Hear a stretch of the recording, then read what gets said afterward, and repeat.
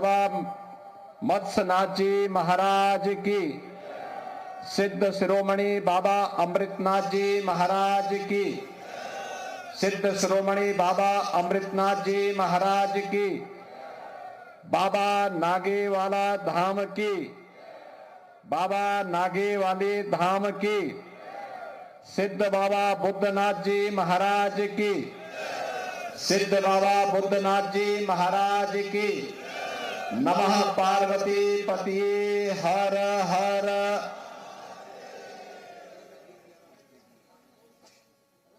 आज के इस मूर्ति प्राण प्रतिष्ठा समारोह एवं 8 मांड भंडारा के इस कार्यक्रम में इस पूरे कार्यक्रम के आयोजन के संरक्षक लोकप्रिय विधायक पूर्व सांसद बाबा मत्स्यनाथ धाम स्थल बोहर के श्री महंत योगी बालकनाथ जी महाराज, इस पूरे कार्यक्रम के संयोजक और आयोजक बाबा नागेवाले धाम के श्री महंत बाल योगी मसाणनाथ जी महाराज,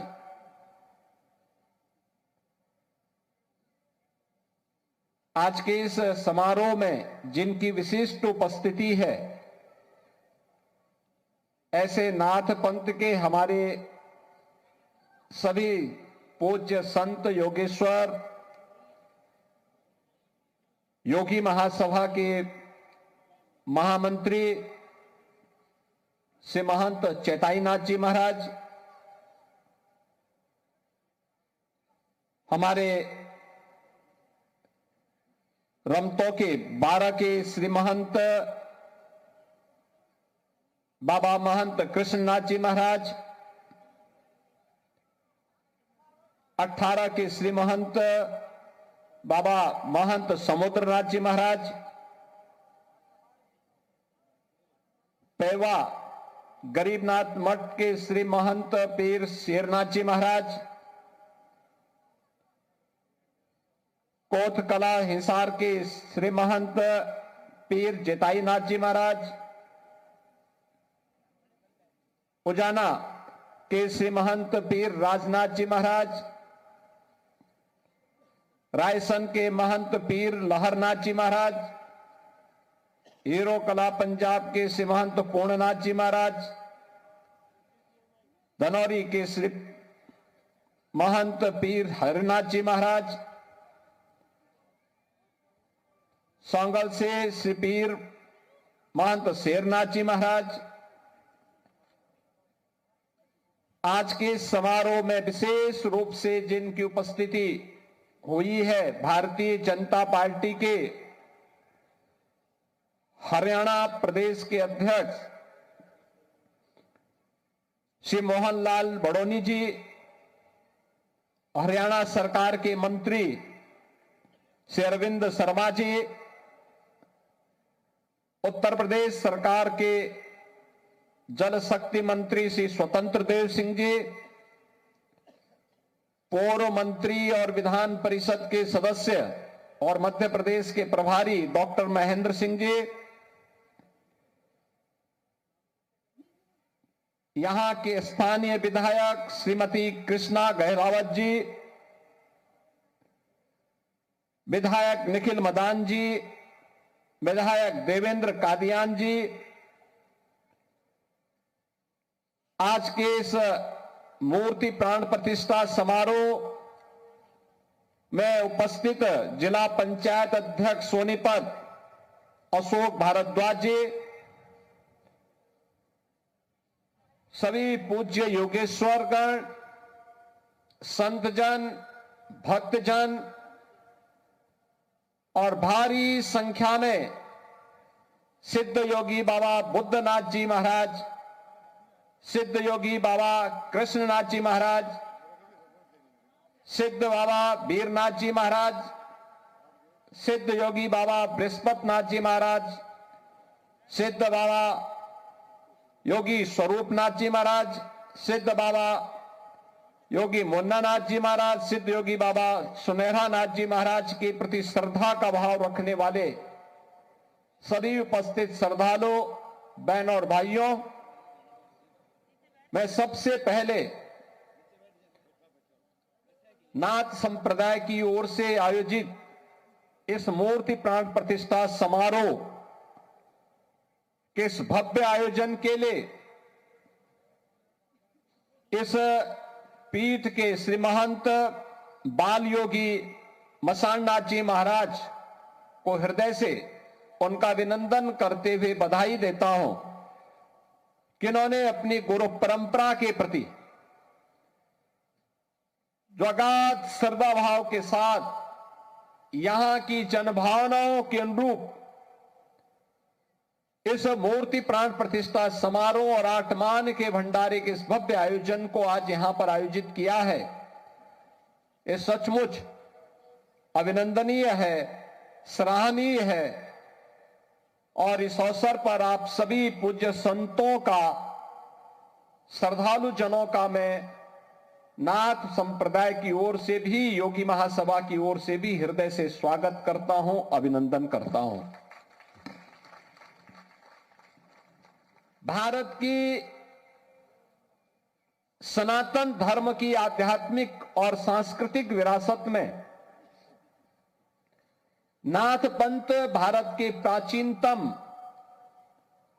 उपासना विधियों में से एक है, जिसने जीवन के मूल्यों और जीवन को जीने के लिए सदैव एक नई प्रेरणा दी है,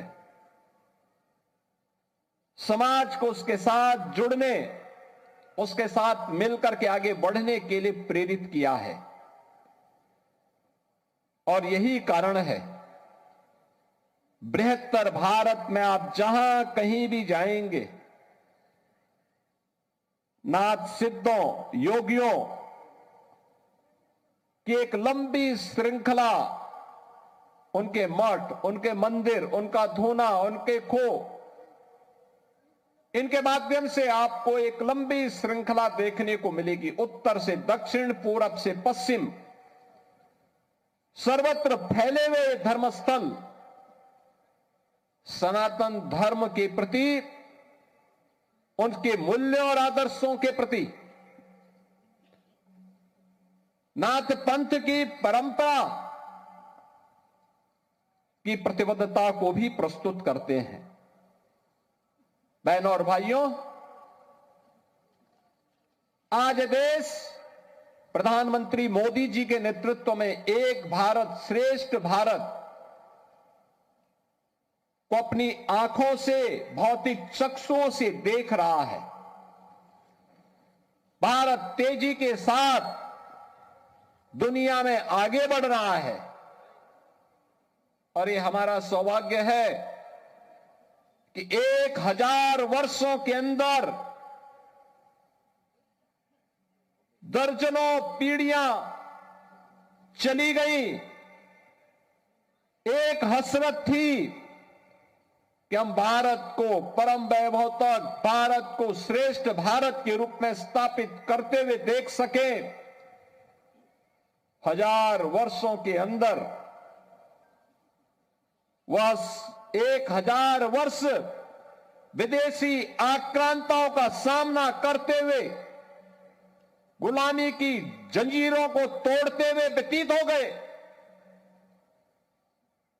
एक कालखंड ऐसा भी आया था जब लोगों ने मान लिया था कि गुलामी हमारी नियति बन चुकी है, अब हम इससे मुक्त नहीं हो पाएंगे। लेकिन भारत की चेतना, सुप्त चेतना ने अंगड़ाई ली, भारत फिर उठ खड़ा हुआ। आज स्वतंत्र भारत में आजादी के अमृत काल के दौरान भारत ने प्रधानमंत्री मोदी जी के नेतृत्व में जिस लड़ाई को आगे बढ़ाया है, जिस अभियान को आगे बढ़ाया है, हम सब भारतवासियों का दायित्व बनता है। किसी अभियान में भारत का भी और सनातन धर्म का भी कल्याण है। याद रखना, ये दोनों एक दूसरे के पूरक हैं। भारत का हित होगा तो सनातन धर्म का हित होगा, और सनातन धर्म का हित होगा तो भारत का हित होगा। दोनों अलग अलग करके नहीं देखे जा सकते। सनातन धर्म मजबूत होगा तो विश्व मानवता के कल्याण का मार्ग मजबूत होगा। सनातन धर्म की मजबूती के लिए भारत की मजबूती आवश्यक है, और भारत की मजबूती के लिए आवश्यक है कि उस भाव और भंगिमा के साथ कार्य करने वाले लोग मिले। ऐसे लोगों के हाथों में,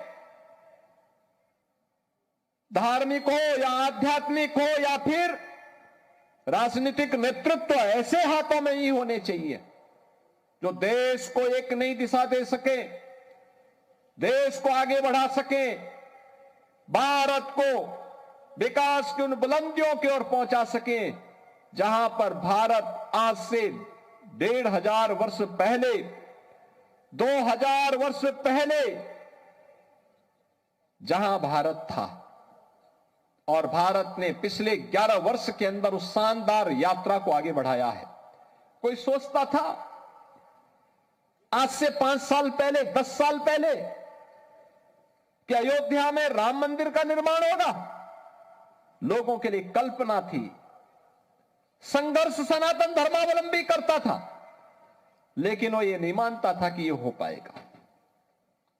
अच्छी सरकार चुनी गई, बन गया ना डबल इंजन की सरकार, डबल ताकत के साथ, डबल स्पीड के साथ कैसे बढ़ती है। गुलामी की बेड़ियां तोड़ डाली गई, गुलामी के ढांचे नष्ट हो गए। अयोध्या में रामलला का भव्य मंदिर का निर्माण हो गया और सनातन धर्म की ध्वजा पताका उसके ऊपर फहरा रही है। यह है भारत का वैभव जो प्रत्यक्ष दिखता है। कोई सोचता था काशी में, काशी विश्वनाथ धाम,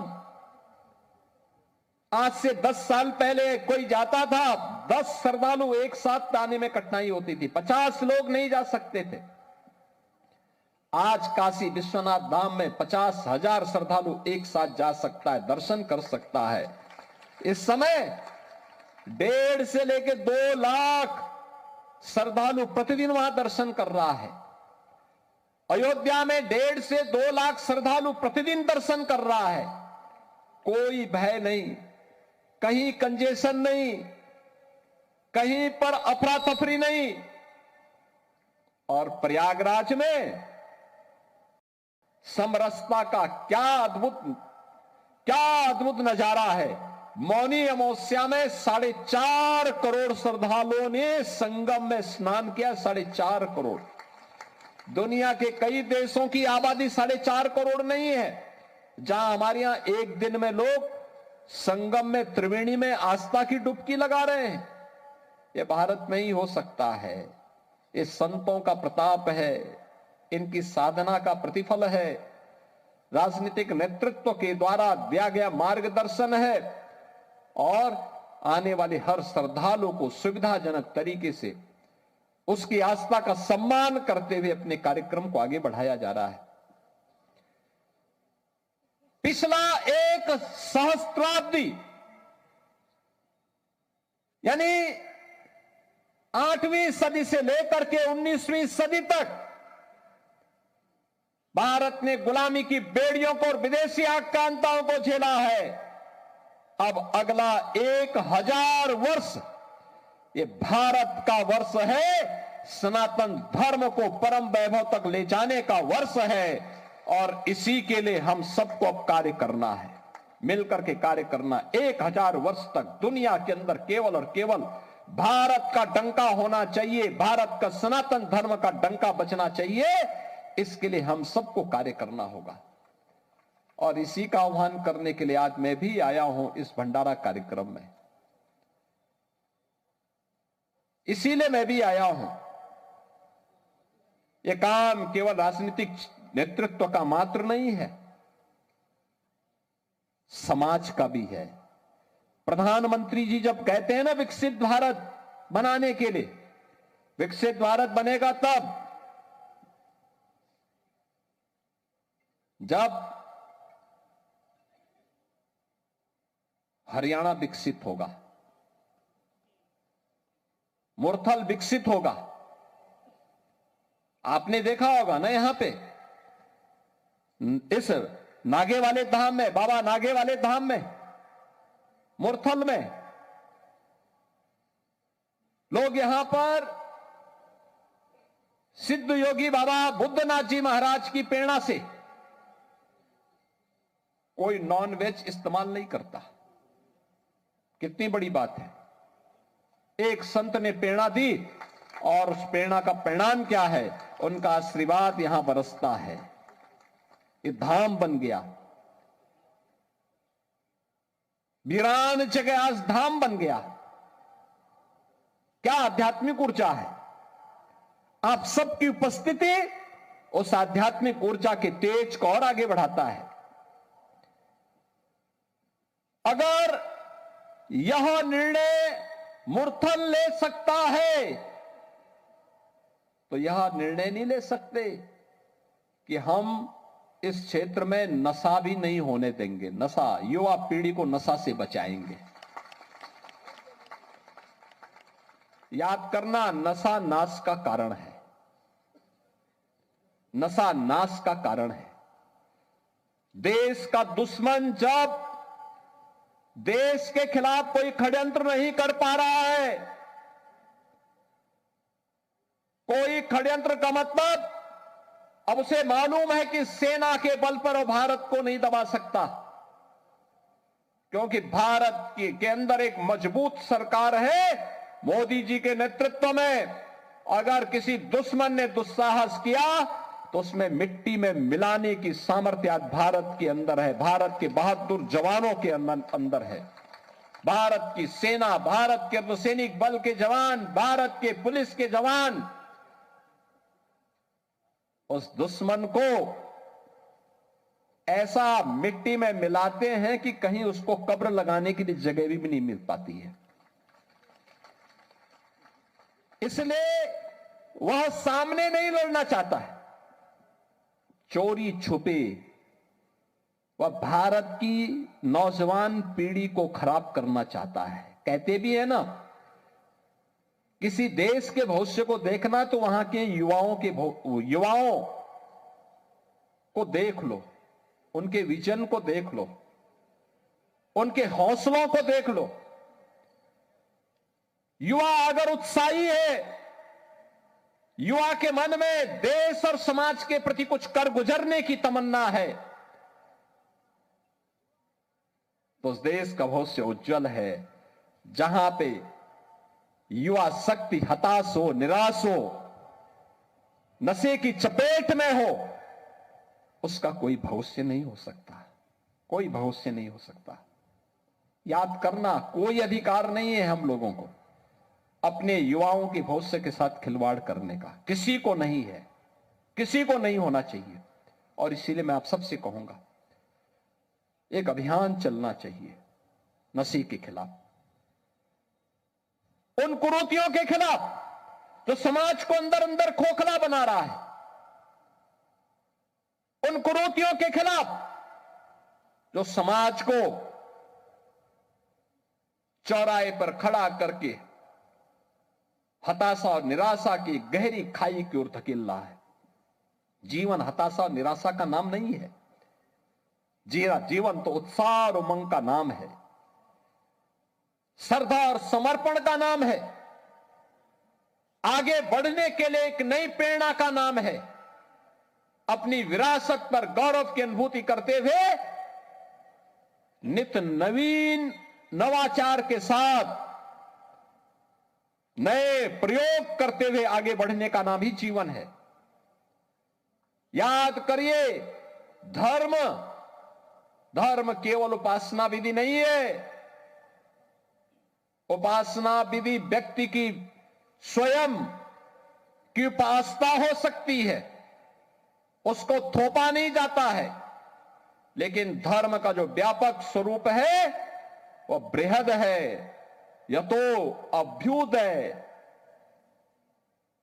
निःश्रेयस यानी जिसमें दोनों की सामर्थ्य हो। अभ्युदय का मतलब सांसारिक उत्कर्ष। इस जीवन में आदि दैविक, आदि भौतिक और आध्यात्मिक तीनों प्रकार के विकास की प्रक्रिया को आगे बढ़ाना। भौतिक विकास को, आध्यात्मिक उन्नयन को, सांस्कृतिक उन्नयन के लिए पहला पक्ष है। और जब हमारा इस क्षेत्र में हम पारंगत होंगे तो स्वयं ही निःश्रेयस का यानी मुक्ति का मार्ग प्रशस्त होगा। मुक्ति एक सन्यासी के लिए, एक योगी के लिए समाधि है। एक छात्र के लिए अपने जीवन में पारंगत होना, अपनी एक क्लास से दूसरी क्लास में पारंगत होना, पास होना, सफलता की नई ऊंचाइयों को प्राप्त करना, यह उसके जीवन का हिस्सा है। यही उसके जीवन का उमंग है। एक क्लास से पास हुआ, दूसरी क्लास में गया, उसके पहली क्लास से मुक्ति मिली, अगली क्लास में नए जीवन की शुरुआत उसने प्रारंभ की। यानी दोनों हमें अभ्युदय के लिए भी कार्य करना है और निःश्रेयस के लिए भी कार्य अपने आप होता हुआ दिखाई देगा। और इसी के लिए भगवान श्री कृष्ण ने कहा था, यही कुरुक्षेत्र की धरती पर कि कर्मण्येवाधिकारस्ते मां फलेषु कदाचन। यही है उसका भाव।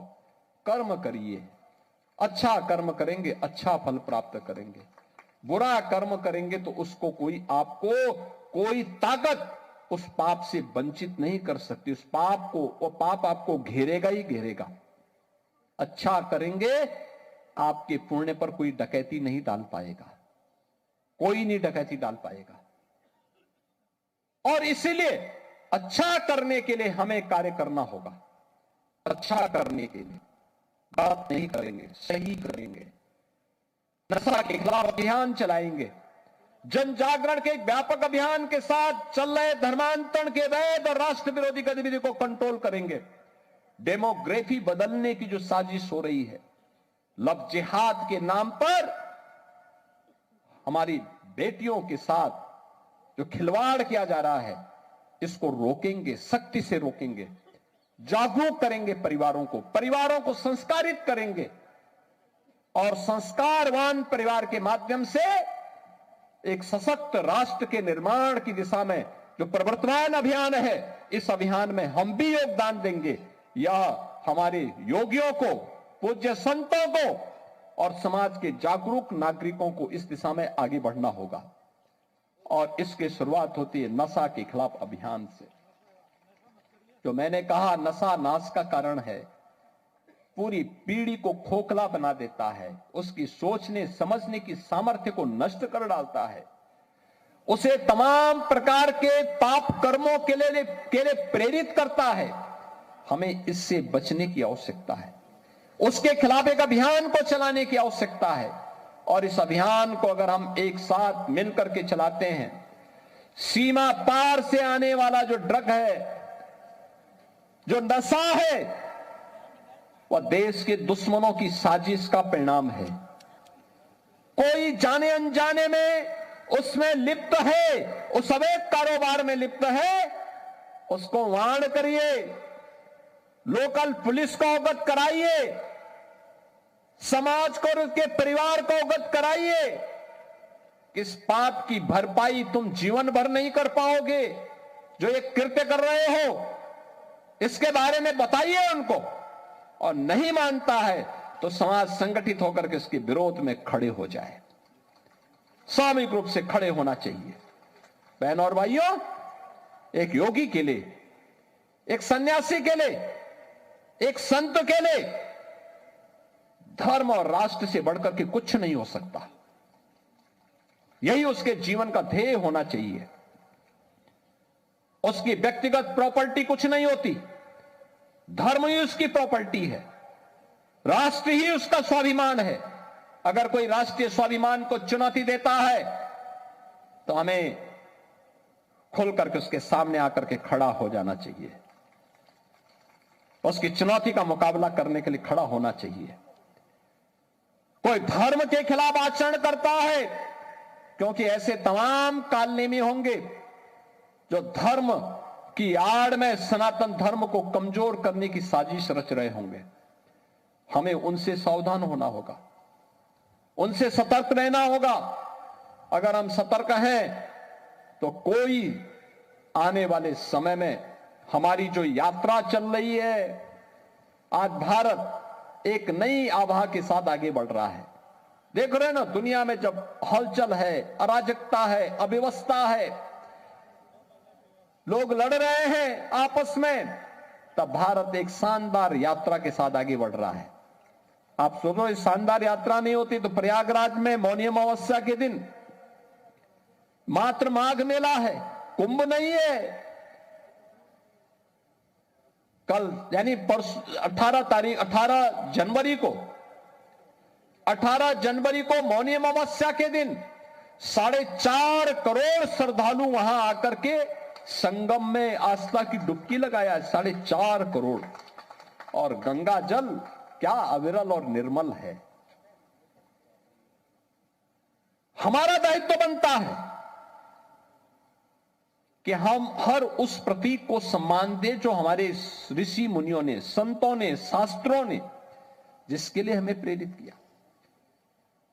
किसी को क्या क्या विकार मिल सकता कि हमारी देवतुल्य नदियों को प्रदूषित करे, उनकी अविरलता को दूषित करे, बाधित करे। हमें किसी को अधिकार नहीं देना चाहिए। हमारा भी दायित्व बनता है कि तालाब है उसका संरक्षण करें। भाई, तालाब के माध्यम से केवल वो तालाब जल ही नहीं दे रहा, जल का संरक्षण करने का काम भी करता है। सरप्लस वाटर को संरक्षित करता है, और जब संरक्षित करता है तो वही जल फिर आपके काम आता है। ग्राउंड वाटर ही फिर आपके काम आता है। अगर आप बैंक में पैसा जमा नहीं करेंगे और आपको कभी जरूरत पड़ गई पैसे की, आप बैंक में जाएंगे, बैंक आपको पैसा दे देगा क्या? नहीं देगा। ऐसे ही स्थिति हमारे जीवन की भी होती है। हमने जल संरक्षित किया नहीं और हम चाहेंगे कि हम जल लेते जाएं, और एक समय जब भूगर्भीय जल समाप्त हो जाएगा तब कहां जाएंगे आप? इसलिए तालाबों पे कब्जा मत होने दीजिए, उसका संरक्षण करिए, वहां जल शुद्ध हो जाए, इसके लिए देसी पद्धति अपनाइए, नदियों को पुनर्जीवित करिए। मैं देख रहा था हरियाणा में तो सरस्वती नदी को पुनर्जीवित करने का काम हुआ। मैं पेवा में गया था, बापू शेरनाथ जी बापू के आश्रम में। क्या देखा मैंने वहां, सरस्वती जी का कितना पावन धारा वहां दिख रही थी। कभी ये सरस्वती महानदी थी, जैसे गंगा जी है, जैसे यमुना जी है, ऐसी ये धारा बहती थी यहां से लेकर के खंबात की खाड़ी तक। लुप्त हो गई। हमारा दायित्व बनता है कि अपनी नदी संस्कृति को जीवित करें, पर्यावरण के संरक्षण के लिए कार्य करें। ये प्लास्टिक दुश्मन है, दुश्मन पर्यावरण का। इसके खिलाफ अभियान चलना चाहिए। हमें एक अभियान चलाना चाहिए। जीवन शॉर्टकट का मार्ग नहीं हो सकता, चुनौती का मार्ग होता है। राम की मर्यादा संघर्षों से है, कृष्ण की लीला संघर्षों से है, शिव की चेतना संघर्षों से है, और प्रयागराज की समरसता भी ये संघर्षों से है। तब संघर्षों से मां गंगा 1000 किलोमीटर की यात्रा जब तय करती है तब प्रयागराज में आती है। याद करिए, पत्थरों की थपेड़ों को झेलते हुए, उनका मुकाबला करते हुए, अनेक पगडंडियों का सामना करते हुए प्रयागराज पहुंचती है। मां गंगा प्रयागराज पहुंचती है, मां यमुना प्रयागराज पहुंचती है, आध्यात्मिक रूप से मां सरस्वती वहां पहुंचती है, और तीनों का जब त्रिवेणी बनती है वह पवित्र धाम बनता है। और तब लोग कोई उचित मुहूर्त देख करके वहां आस्था की डुबकी लगा करके जीवन को धन्य धन्य महसूस करते हैं। यही तो सनातन धर्म है। यही सनातन धर्म का भाव है। और सनातन धर्म के उस भाव को आगे बढ़ाने के लिए हम सबका दायित्व बनता है कि कोई विकृति अगर कहीं से आ रही है उसके प्रति सचेत हो जाए। याद करिए केरल के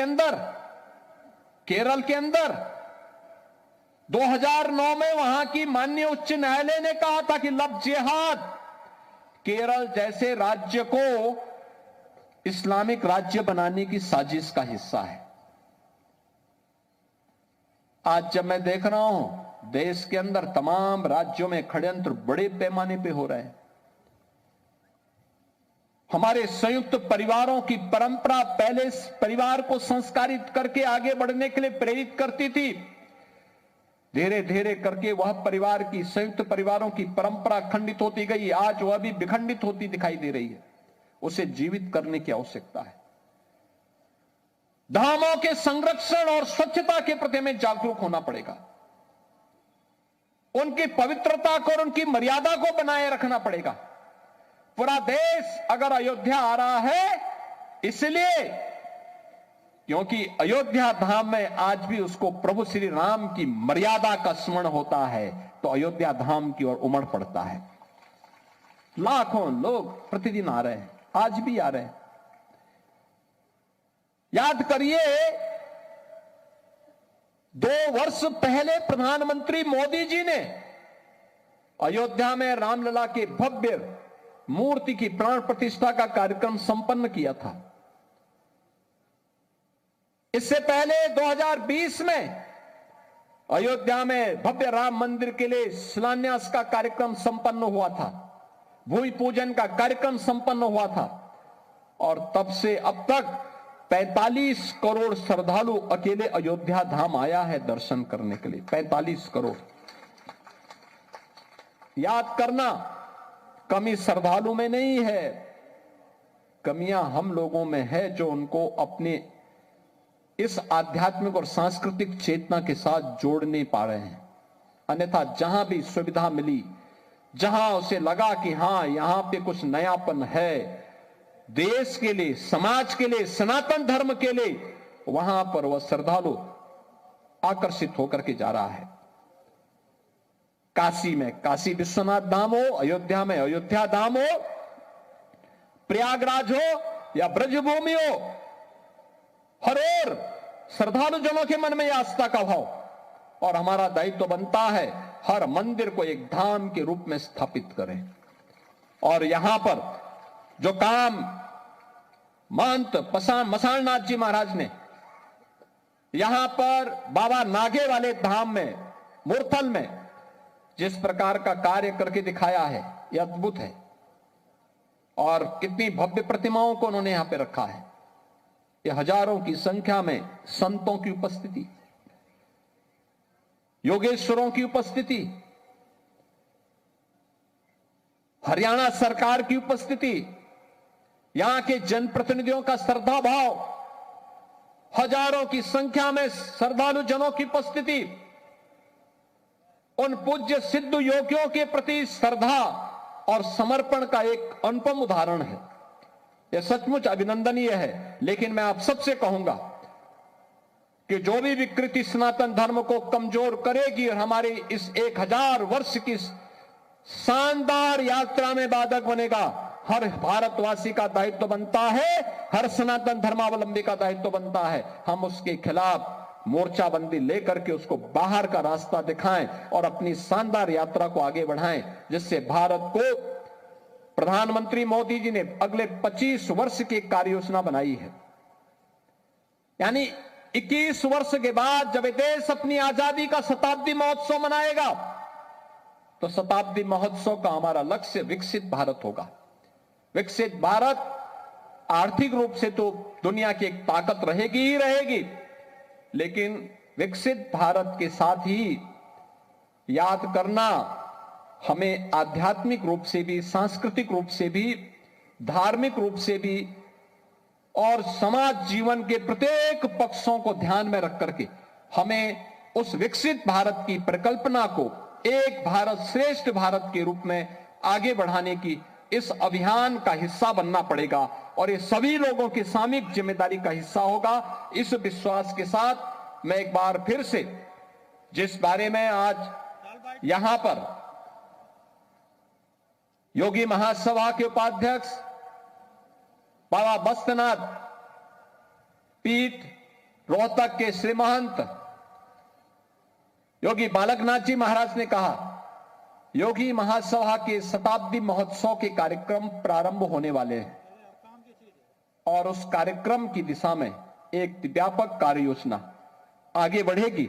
इस विश्वास के साथ हम सब हर नाथ योगी को, हर सनातन धर्मावलंबी को, हर खड़ दर्शन संप्रदाय से जुड़े हुए हर योगेश्वरों, संतों, धर्माचार्यों का सहयोग लेके हम सबको आगे बढ़ने की तैयारी करनी चाहिए और राष्ट्र चेतना के उद्गम के रूप में हम सबको अपने आप को प्रस्तुत करना चाहिए। इस विश्वास के साथ मैं आज के इस अवसर पर यहां पर मूर्ति प्राण प्रतिष्ठा कार्यक्रम और आत्मान भंडार कार्यक्रम के अवसर पर आप सभी का हृदय से अभिनंदन करता हूं।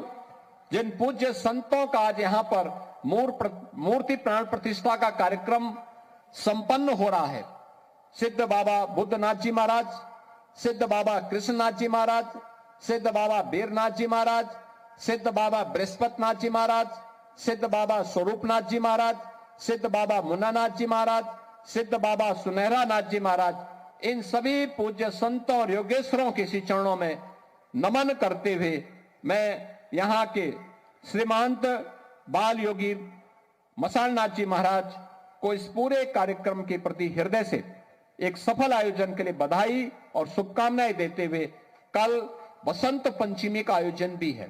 आप सभी को, सभी हरियाणा वासियों को, उत्तर प्रदेश वासियों को बसंत पंचमी की भी मंगलमय शुभकामनाएं देता हूं। अपनी वाणी को देता हूं विराम। जय जय श्री राम।